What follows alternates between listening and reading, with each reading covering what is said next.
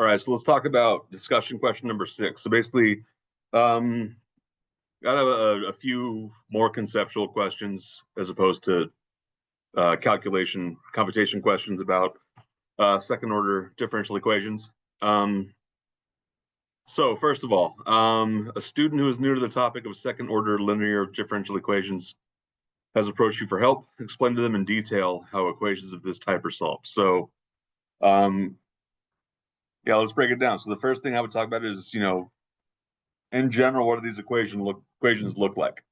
So one more detail that I'll throw in here is that we're only looking at things that have constant coefficients. So basically we're looking at things like this: a x double prime of t plus b x prime of t plus c x of t equals let's call it g of t.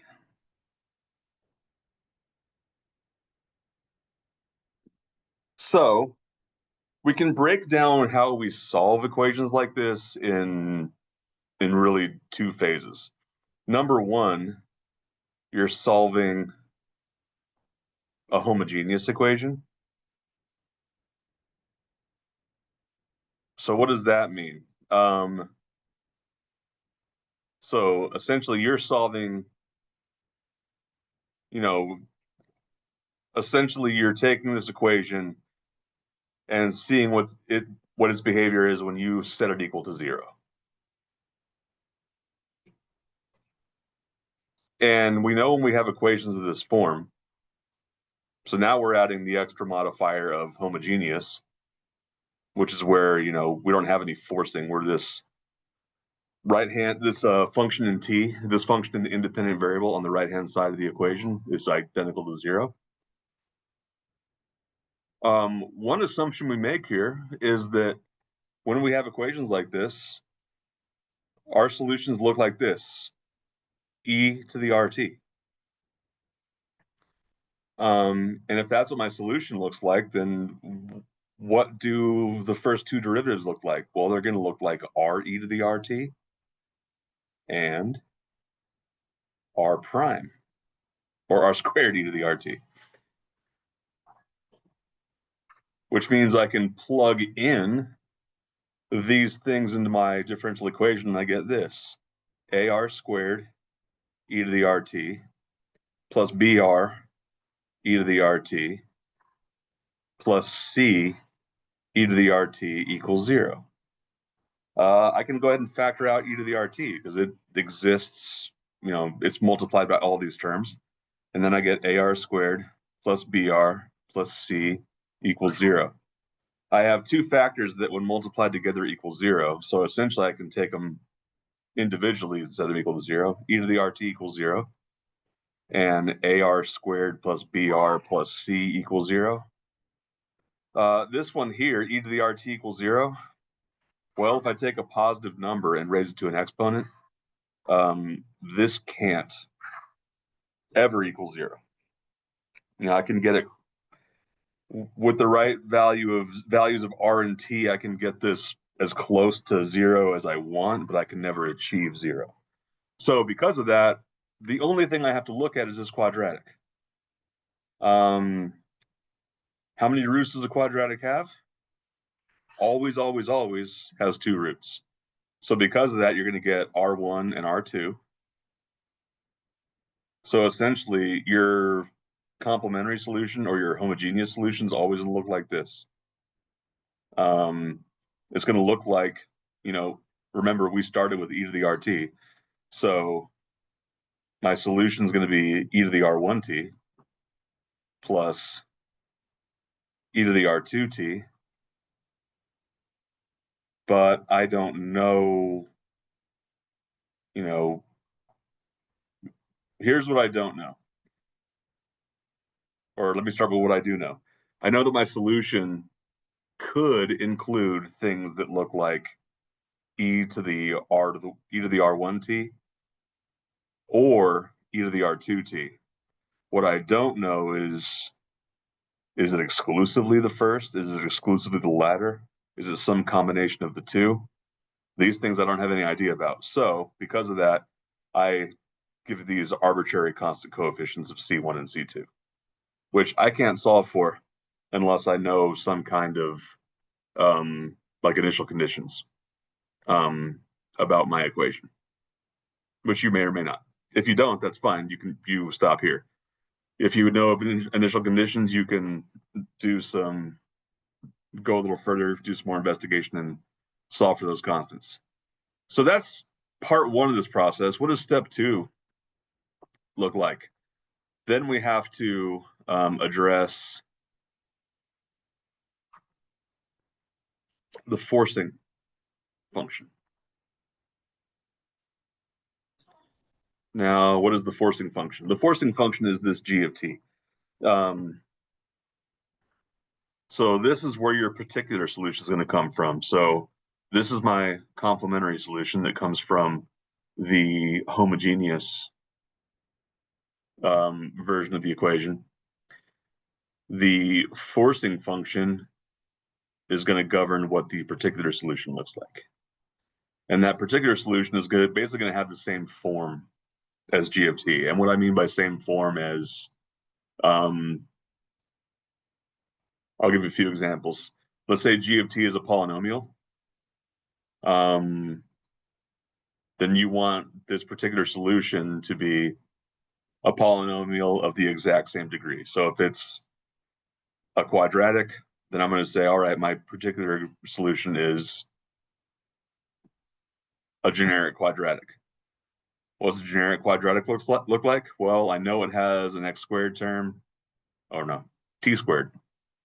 I know it has a t term, and I know it has a constant. But I don't know what those coefficients are, so I'm going to be as generic as possible. At squared plus bt plus c.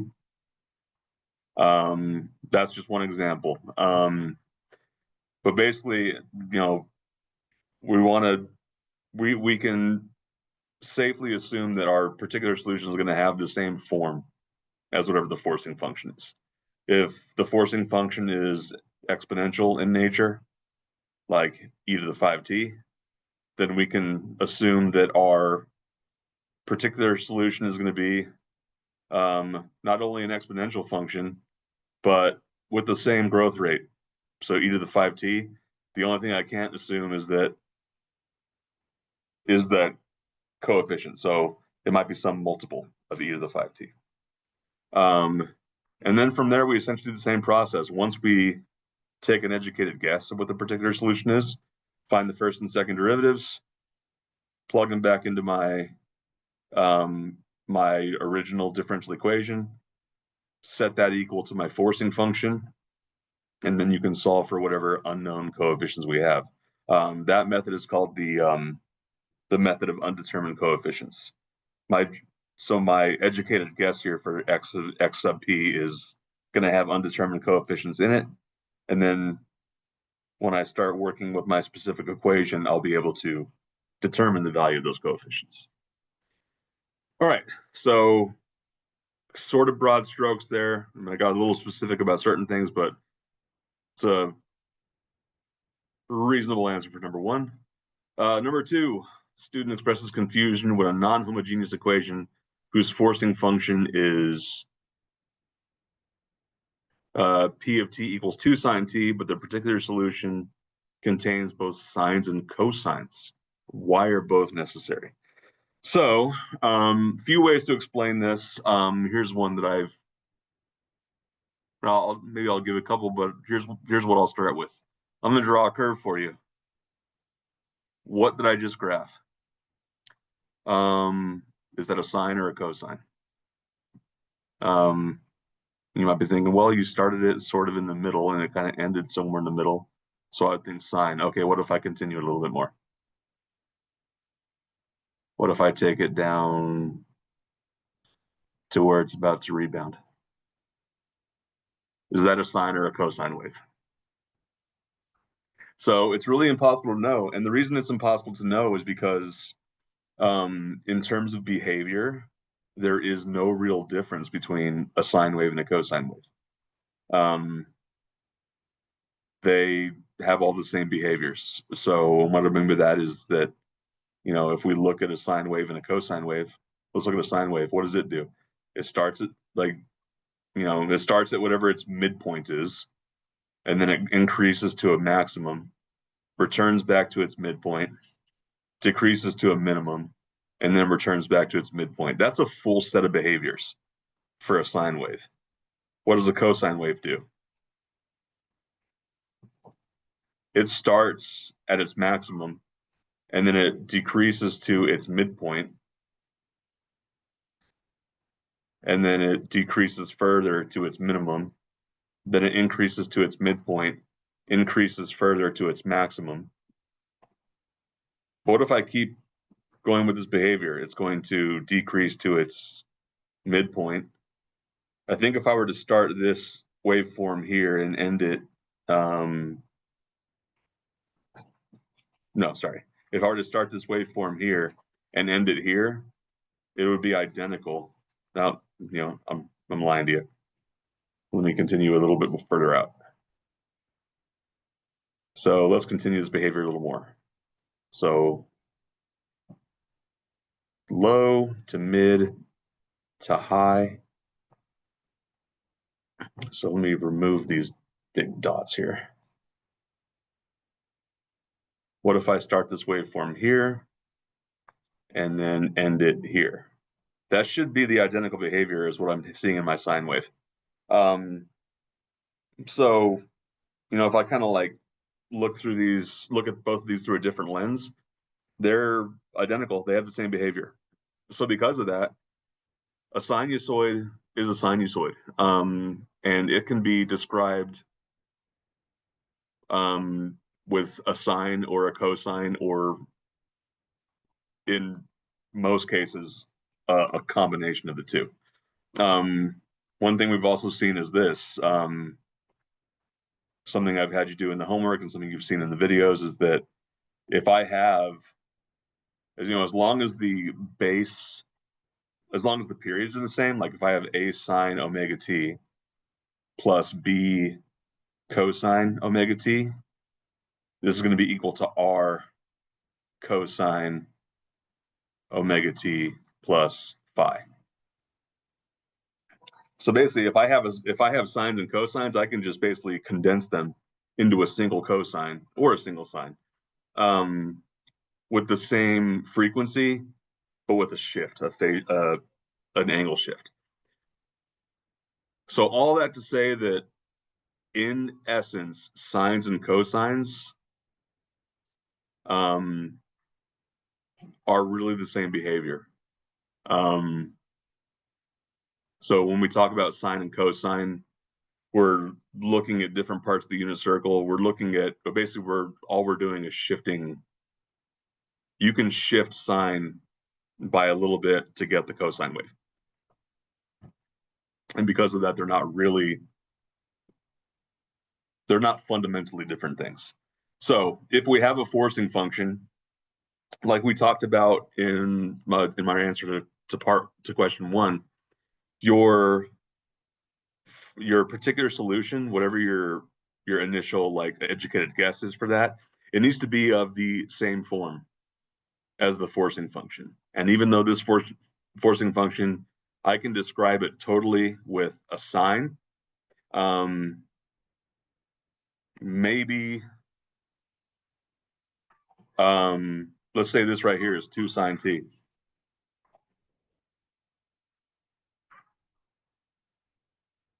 Maybe the particular solution is a sine wave whose amplitude is a little different. So maybe it's like, I don't know, I'm not going to guess what the amplitude is, but also maybe it doesn't start, maybe it doesn't start at 0, 0. Maybe it starts here and does something like this. So it's still going to have the same frequency. It's still going to be sinusoidal. It's still going to have that same behavior. But it may not start where you think it's going to start, and it may not have the same amplitude. So because of that, we could start here with this strange form, but that has this unknown amplitude and unknown phase angle. But it's generally easier to start with It's like, well, my forcing function is a sine. So my educated guess for the particular solution is going to be this. A sine t plus b cosine t. So when I do this, I'm not dealing with phase angles. I'm just dealing with coefficients of sine and cosine. All right, so that's I think it's a good explanation for 2. 3, the student asks why sometimes a particular solution is multiplied by 1 or more powers of t. Yes, that is something that can happen. Why does that happen? So let's kind of stick with or let's kind of use an example here. Let's say x double prime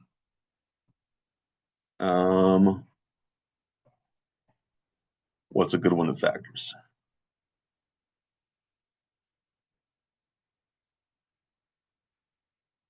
Plus x prime minus 6x equals what?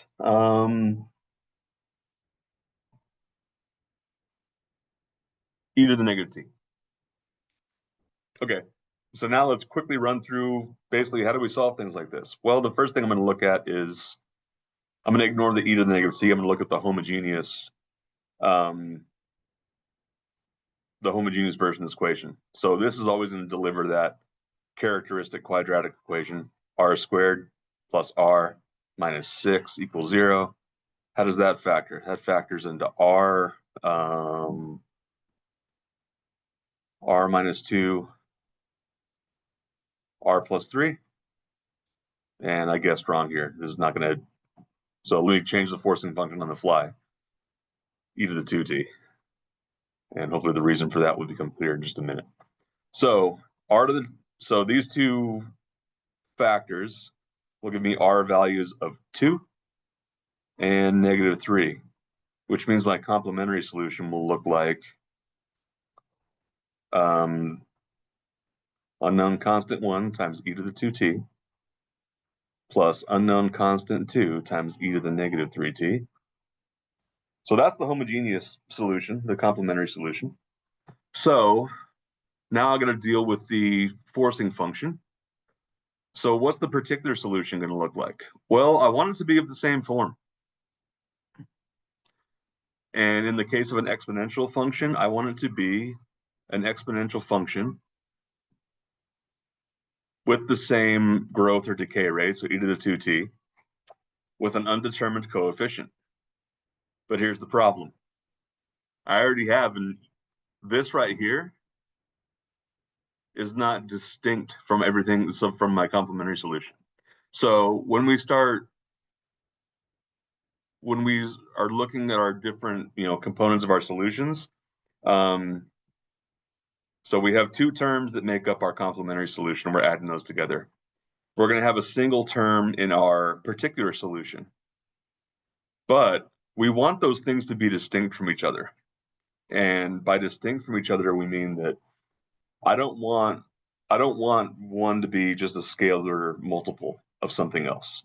And if I just call this a e to the 2t, then this is a scalar, just a multiple of this c1 e to the 2t right here. So how do we keep something that has a similar form but isn't simply a scalar multiple? That is where I multiply by a power of t, or a power of t. So I got at times e to the 2t. So these are the situations that call for that. Anytime I have like any interaction between any component of my solution, and by the way, it does not have to be like, it doesn't have to be that it doesn't have to happen between the complementary and the particular. Sometimes the complementary solution can cause this problem on its own. So let me give you another example here. How about y double prime minus 6y prime plus 9y equals 0. So I get the quadratic r squared minus 6r plus 9 equals 0. this factors into r minus 3 equals 0. So every quadratic has two roots. They're not guaranteed to be different. So I get a repeated root here. So r equals 3 and, multiplicity 2. So I got a double root. But my complementary solution,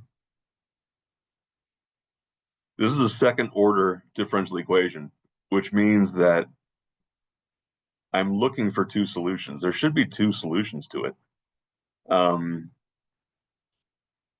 One of them is going to be maybe what you think it'd be, so C1 times e to the 3t.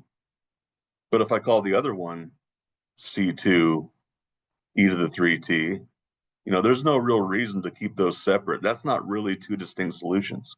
So we do the same kind of approach here. How do I make sure that these two solutions aren't just scalar multiples of each other? I multiply by a power of t. So C2 times t times e to the 3t. So those are the situations when this becomes necessary, and it all comes down to the fact that if I'm solving a second order differential equation, I expect my solution to have two components to it. And that's like, even though like the homogeneous part needs to have at least two solutions to it. The forcing function will have an impact as well. So anytime you have those interactions, you have to multiply by a power of t to avoid that. All right, and then moving on. Oh no, was this my last slide? I guess so. All right, so let's do things weird. I'll go back to this first slide that I didn't mark on. I'll say, okay, so question 4. The student is solving a DE with a trig forcing function and isn't sure which approach to take. Briefly explain the different solution methods, which one you prefer and why. I'm not going to give a preference for one because I don't feel like it's my place to do that, but I'll talk about the kind of the divide here. So the first, well, let's give an example of a function where you can handle it both. Let's stick with what was the one I just did? X squared or x double prime plus x prime minus 6x. Does that work? Yeah, right?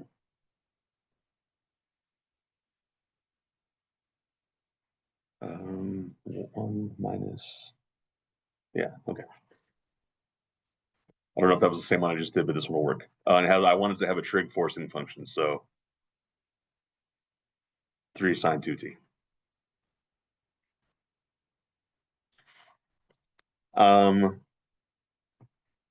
So real quick, let's get my complementary solution. So no matter what approach you're going to take, you're always going to find the complementary solution first, because you want to make sure those interactions we just talked about, you need to see if those are going to occur. So r squared plus r minus 6 equals 0. How does this factor? R minus 2, r plus 3.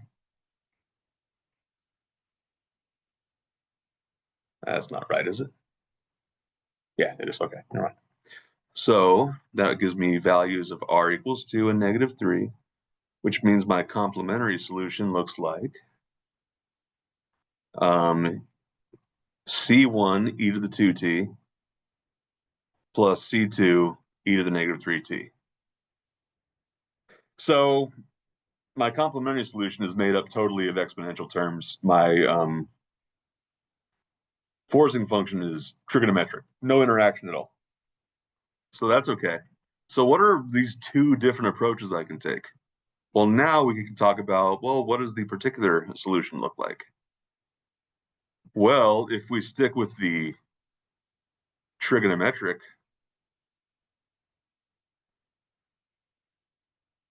approach, then the particular solution looks like this. It's going to be a sine wave with the same frequency, or a sine function with the same frequency, a cosine function of the same frequency. I don't know what their coefficients are. So some combination of those two things, which means my first derivative is going to be what? 2a cosine 2t minus 2b sine 2t. And then x particular double prime is going to be negative 4a sine 2t minus 4b cosine 2t. And then what I would do, I'm not going to go through this long form, but the way you handle this is really no different from anything else we talked about.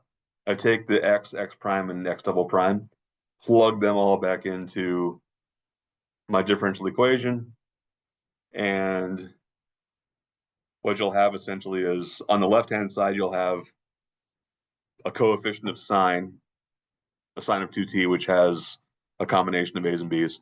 You'll have a combination of cosines that has a combination of a's and b's. And on the right, you'll have your coefficient of sine of 2t is 3, and your coefficient of cosine of 2t is 0. So knowing that the coefficients on the left-hand side and the right-hand side have to be identical to each other, to their corresponding parts, that is how you'll solve for a and b. So that's the trig approach. What does the exponential or Euler approach look like? The fundamental difference, or like the initial difference, it really comes from what you do with a particular solution. The way you find the complementary solution should not be different. I would still find the same complementary solution I found. So really, I'm branching out at, this step where I'm putting the star. So instead of calling my particular solution this sum of a sine and a cosine, I'm going to instead call it this, AE to the 2IT. So a little reminder for you, e to the IT, in general, this is an identity, e to the IT is equal to cosine t plus I sine t. So, which means e to the 2it is equal to cosine 2t plus I sine 2t. So remember, I want my particular solution to have the same form, which including the same frequency. So I need that 2t to be the argument to my sine and cosine wave. Except I'm not expressing them as sine and cosine. I'm expressing them as this, this polar form, this exponential, this Euler form. And what do I do from here? I would do the same exact thing I did before. I need the first and second derivatives. So what's the first derivative of an exponential? Well, the derivative of an exponential always contains the exponential, the original exponential equation or exponential function. But then I would multiply by the derivative of the exponent, which will be 2i. And what is my second derivative? Well, that will be 2i times 2i, which is 4i squared, which is negative 4a e to the 2it. And then what do I do from here? The same thing I would have done in the trig approach. I take my x prime, and x double prime. I plug them into my original differential equation. So in this case, I'd get, well, negative 4a e to the 2it plus x prime plus 2ia e to the 2it minus 6x, so minus 6a e to the 2it, and all those things equal the forcing function. What was the forcing function? It was 3 sine of 2t, which I am going to rewrite as 3e to the 2it. Because for right now, all I care about is this magnitude. I know, so the sine is the imaginary part, only the imaginary part. So I'm really just, even though I know the forcing function is only the imaginary part of this, I'm really looking at the magnitude of 3. So basically, if I triple this, then this is equal to 3 times this whole side. So part of this is, the imaginary part of this is 3 sine 2t. So because of that, I would set it equal to 3 times e to the 2it. Then from there, you're solving for a. So let me talk about some of the strengths, some of the advantages and disadvantages here. In my experience, some people just have an aversion to imaginary numbers. If that's you, you might want to stick with the trigonometric. In the exponential, how many constants am I solving for? 1. I'm only solving for a. If you stick with the trig, you're solving for a and b, which like isn't necessarily twice as hard, even though you're solving for twice as many constants. But there are more things to keep track of. Aside from that, it really comes down to personal preference. I would strongly advise being comfortable with both, so you can make that choice, make an educated choice on which one you prefer. In many cases, both will be accessible to you when you have a trigonometric forcing function. In some cases, one will just be relatively inaccessible or just, flat out impossible. So for situations like that, it behooves you to be comfortable with both. All right, so that is all for this discussion question.